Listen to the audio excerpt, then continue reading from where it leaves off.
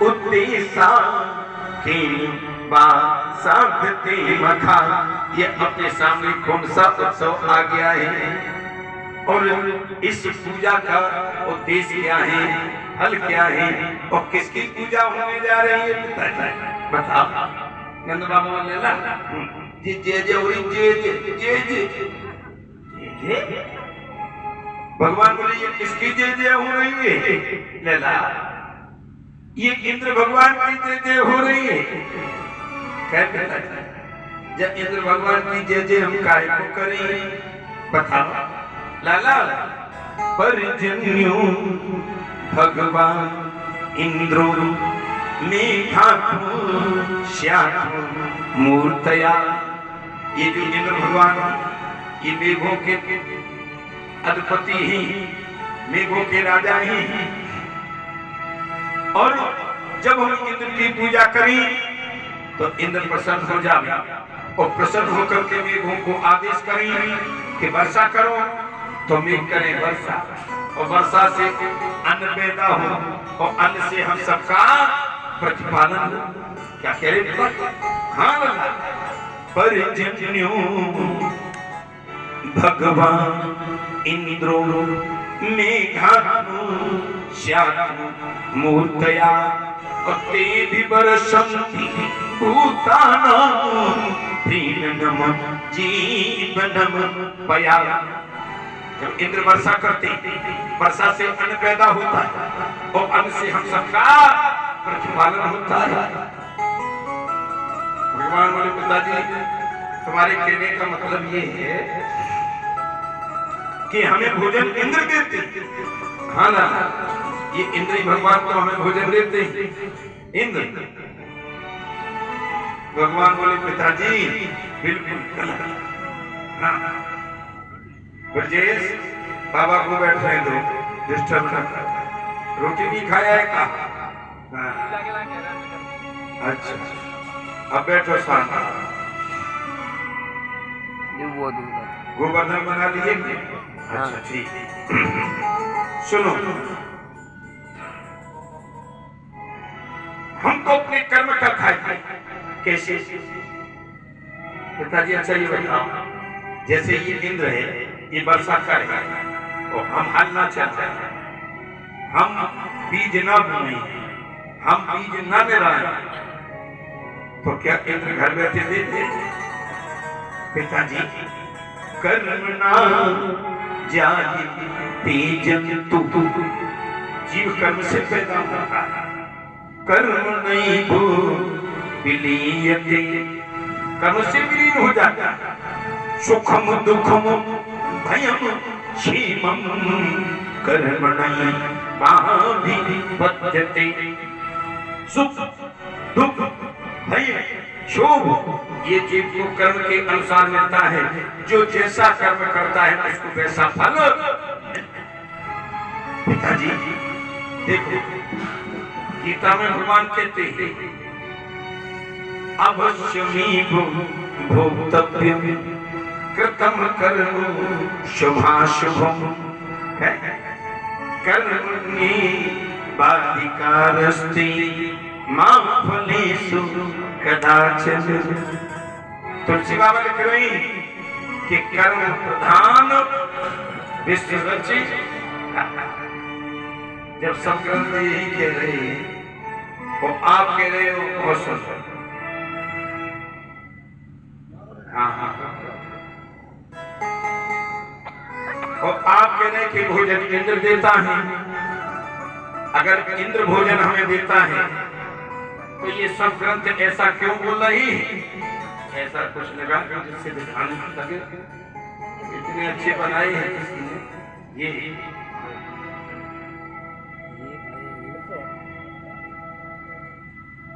बोलो गोविंद भगवान की।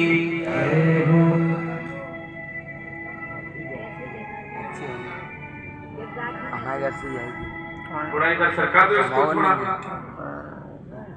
बस आंध्र।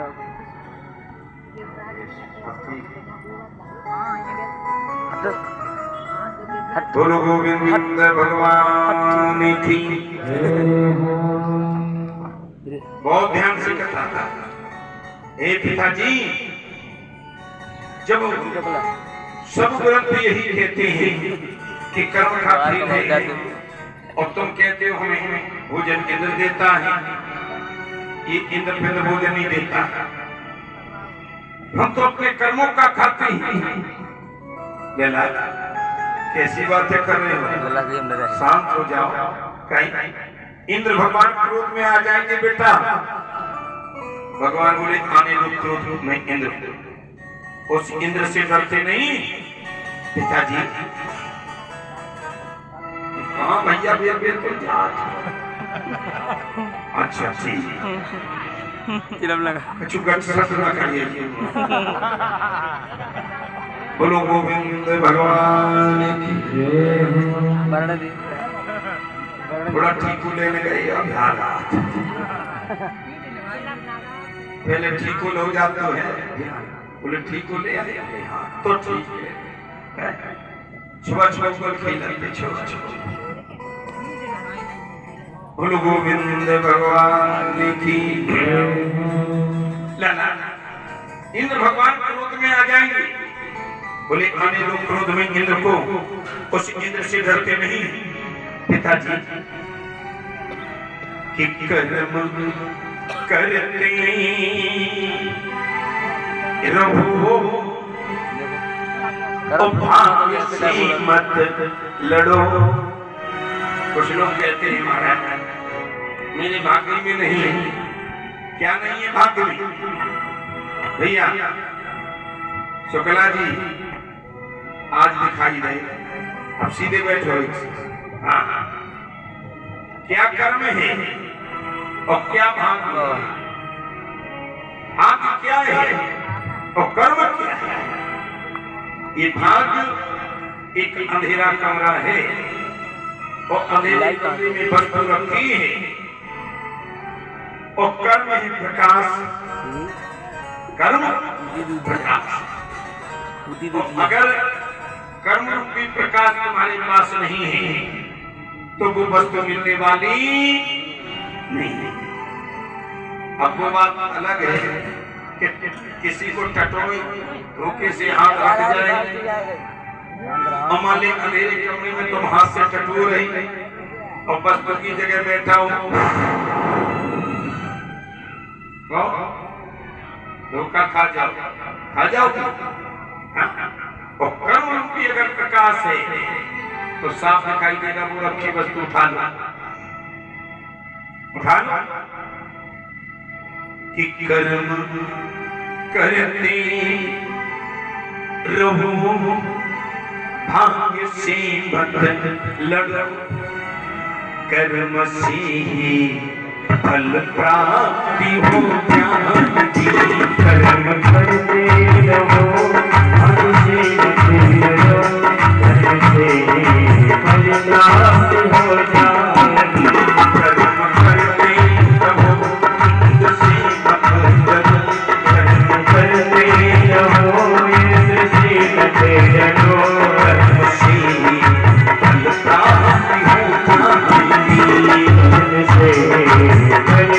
प्राप्ति हो जाती। कर्म से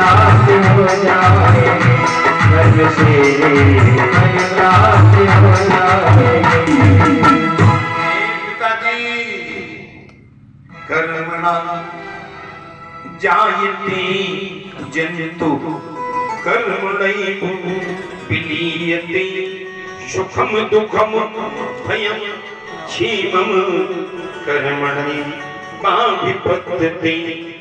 सब खेल कर्म का एक अच्छा ये बताओ, ये जो तुम्हारी मंदिर देवता हैं ये भोजन प्रसाद पाते हैं कि नहीं पाते? लला कैसी बातें कर रहे हो? ये देवता तो भाव के भूखे होते भाव। और हम अगर ऐसे देवता तुम्हें बता दें कि जो साक्षात प्रसाद पाते हैं, तुम उसकी पूजा करोगे कि जो सुंगता नहीं उसकी करोगे? बताओ भैया, किसकी करोगे? खाने वाले की कि जो सूंगे भी नहीं उसकी? खाने वाले की। बताओ माता किसकी पूजा करोगे? हाथ उठाओ। अच्छा, खाने वाले की कितने लोग करेंगे?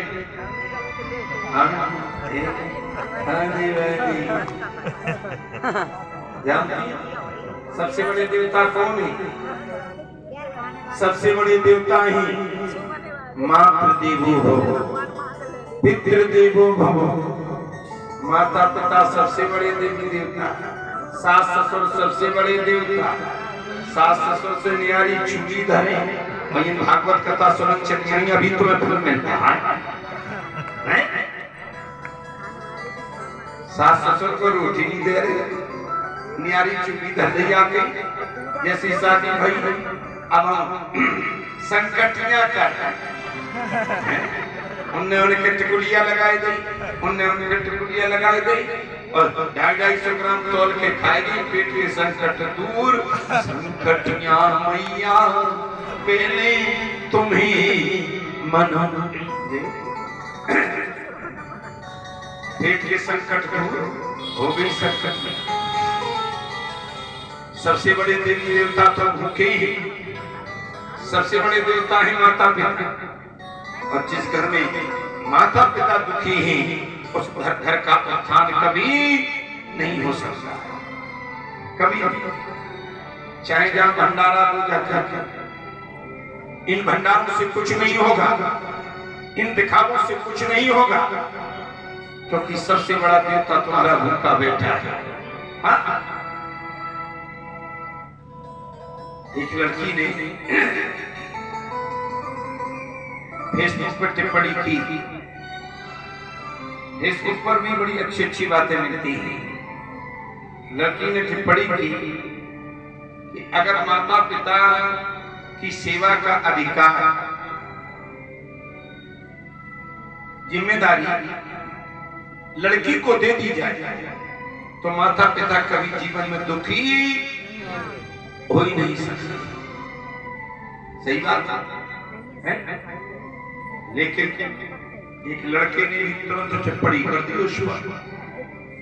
लड़के ने टिप्पणी क्या की? उसने कहा सुनो, जो लड़की ये कहती है कि माता पिता की जिम्मेदारी अगर लड़की को दे दी जाए तो माता पिता जीवन में कभी दुखी हो ही नहीं सकते। और अगर वही लड़की अपने सास ससुर को माता पिता समझ करके उनकी सेवा करने लगे तो संसार में कोई दुखी हो ही नहीं। अपने माता पिता को पिता माता पिता कह रही है और सास ससुर से न्यारी चुनी रखे, कभी उत्थान नहीं हो सकता। संकटियां कर रहे हैं और संकटियां अगर खाने लगती तो कोई संकटियां नहीं करता। अब जानती है कि खाने तो हमें ही। हाँ? और एक बात और सुनो भैया, जिस दिन ये संकटियां करती हैं, बाकी एक दिन पहले आउट करती है दूसरी बहन और चना दे के आउट करती, चना दिया जाता है। अब चना लेने वाली कहेगा सुनो देखो हम बैंक में चना तो ले रहे हैं, लेकिन एक बात ध्यान रखना, क्या कि उसमें थोड़ी शक्कर कम डालना। संकटियां ये भी कह रही कि खोआ ज्यादा शक्कर कम। और जिस दिन संकटियां करें, अपने लड़कन को छोटे छोटे को और बजाय देती घर से, जा मेला खेल जा। मैं भी छोटा रहूं और मेरी मैया बहुत संकटियां करती थी, हैं? तो जिस दिन संकल्प करे और सवेरे से हमसे कहने लगा हाँ आज खी लिया, आज खी लिया, और जो उसने 2-3 बार का सोई हम समझ गए, अपने मन में सोचा आज खेलने जाएंगे, कहे आज तो खाने भर्ती बनेगी। भक्तों, अगर ये संकटियां खाने लगे तो कोई संकटियां नहीं करेगा। जानती है कि खाने तो हम नहीं, हम तो कहते हैं ये संकटियां मैया, ये दुर्गा मैया, जहाँ कहीं भी हो, अगर पंडित की तुमने कोई सुन रही हो, जैसे ही तुम भोग लगाओ तो तुम खट्टे ही खाई जा। सोई संकटियां एक ऐसा देवता बताई जो साक्षात प्रसाद पाता उसकी पूजा करो। लेला ऐसे देवता कौन है? पिताजी पावन पर्वत वेद पुराना। तुम कहते हो इंद्र वर्षा कराता है और हम कहते हैं कि वर्षा पर्वत कराता है। भूगोल पढ़ा रहे हैं अपने पिताजी को, ज्योग्राफी पढ़ा रहे हैं। पिताजी सुनो, पर्वत से नदियां निकली, उन नदियों के जल को सूर्य भगवान ने खींच करके समय आने पर वर्षा के रूप में बरसा दिया। पर्वत से हमें जड़ी बूटी मिली, पर्वत से लकड़ी मिली, पर्वत से खनिज पदार्थ मिली, पर्वत पे हरी हरी घास हो गई, सुगंधिया को खामे को मीठो मीठो दूध दे में। अब बताओ ये खेल किसका है? पावन पर्वत वेद पुराण, सब खेल पर्वत का है। तो क्यों ना हम उस पर्वत देवता को पूजी और इस इंद्र की पूजा बंद करें। कह लगा कैसी बातें कर रहे हो? भगवान बोले तो सुनो पिताजी, एक दिन की बात बताओ। हम सब दुनिया चलाते चलाते दूर निकल गए उस गिरिराज पर्वत के किनारे, और जैसे ही गए सो गिरिराज पर्वत से हुआ निकला, और जो हुआ निकला पिताजी हम सब ग्वाल डर के मारे भागे, और जो भागे सो हुआ बड़ी जोर से रोया, ए लला बेटा कन्हैया रुक जाओ, हम तुम्हें हानि नहीं पहुंचाएंगे। बेटा हम तुम्हारे पूर्वज हैं, मेरा नाम गिरिराज है। ए बेटा तुम्हारा वो पिता नंद वो इतना अहंकारी हो गया है कि उसने मेरी पूजा बंद कर दी है और मेरी जगह पर वो आज इंद्र की पूजा करने लगा है। अब बेटा बताओ, घर के कुल का भूखे हैं और ये इंद्र को भोजन दे रहा है। बेटा हम वादा करते हैं कि अगर तुम हमें भोजन देने लगो, मेरी पूजा करने लगो, तो उस इंद्र से 1000 गुना भंडार हम तुम्हारे घर में भर देंगे। बेटा हम तुम्हारे पूर्वज हैं, अब बताओ घर के कुल का भूखे हैं और बाहर के कुल घर को रोटी दे रहे हैं, भोजन दे रहे हो। पिताजी क्यों ना हम अपने घर के पूर्वजों की सेवा पहले करें और तब उस इंद्र की पूजा करें। कहने लगा अकेली हमारी बात तो है, ये तो 84 कोस के यादव बंधुओं की बात है। अकेली हमारी होती तो हम पूजा कर लेते, करो इकट्ठे करो मीठे। और ऐसा देवता बताए जो साक्षात प्रसाद पाए, जो घर का देवता है, दूसरे को भोजन क्यों दे? अब बांधे साफा और लहे तेल की बउआ लाठी, यादव भैया, तोर भैया, गुर्जर भैया और 24 पंडित जी बैठ गए आकर के। बताओ नंद बाबा काहे को बुलाया है? नंद बाबा बोले भैया मेरो लाला बिछल गयो है।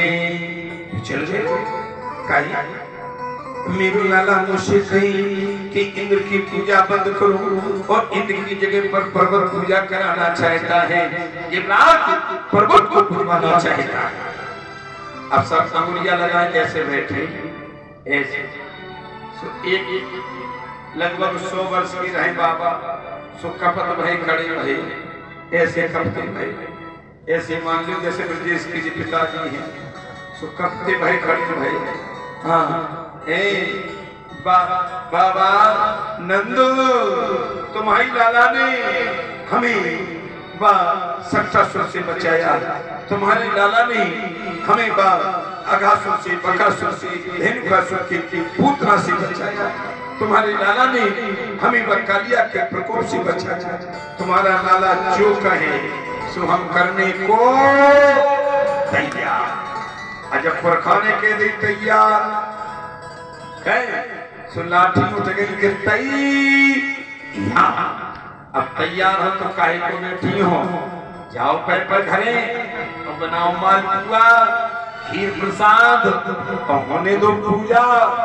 अब तो घर घर करेंगे, घर घर करेंगे, शुद्ध देसी घी की सुगंध आ रही है, नाक फटी जा करेंगे धरी, नाक फटी जा अपने अपने छगलों में गाड़ियों पे लाद और सब पहुंचे हैं पर्वत के किनारे। कहीं बताओ ये तो पर्वत है, ये क्या सुनेगा हमारी। भगवान बोले घबराओ नहीं, शुद्ध देसी घी का माल है, पहले इससे बात करने दो हमें। सो भगवान ने एक कान ऐसा लगाया और कान लगाते ही भगवान ने अपना स्वरूप पर्वत में छिपाया, और जो पर्वत में स्वरूप छिपाया सो चोटी पर बंसी बजाते हुए बोलो गिरिराज जी महाराज की मुखार में ले आ, डला के डला, पला के पला, हड़प और लिया, सड़प और लिया। देख आप ही पूजे तो आप पूजा एक स्वरूप से पूजा कर रहे हैं और एक स्वरूप से पूजन ले रहे हैं। धन्य प्रभु, भगवान तो एक ही है, अलग अलग नाम से सब पूज रहे हैं। कोई अल्लाह कह रहा है, कोई खुदा कह रहा है, कोई राम कह रहा है, तो कोई घनश्याम कह रहा है, कोई ईसा मसीह कह रहा है। भगवान तो एक ही है, लेकिन पूजा अनेक नामों से हुई है। जाना सबको इठावा है, लेकिन सवारी अलग अलग है।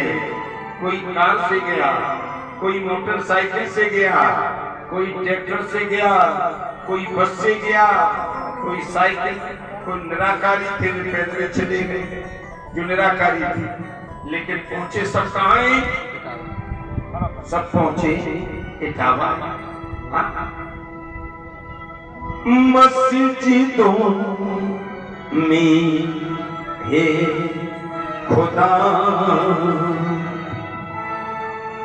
मंदिरों में राम है, मस्जिदों में खुदा, मंदिरों में राम है, मस्जिदों में खुदा, मस्जिदों में खुदा, मंदिरों में राम है, मस्जिदों